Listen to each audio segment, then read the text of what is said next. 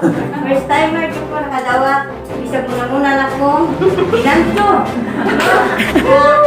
Kinaspasay ba? Para ma-reach mo ang target per hour. Sabay mo ito.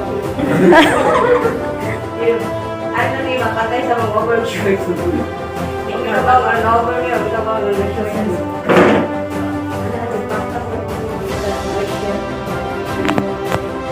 Okay.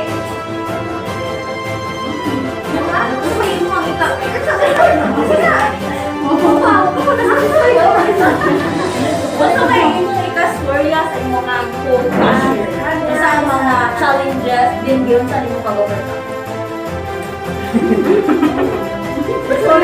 So, wala siya na challenge. Nag-challenge na yun.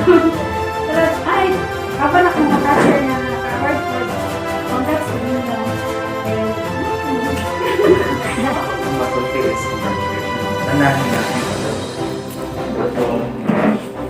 Ngayong buhan, no? Na kasi sa sunod na po, dapat ta nakisa mo pagkakamo, kita sa target sales.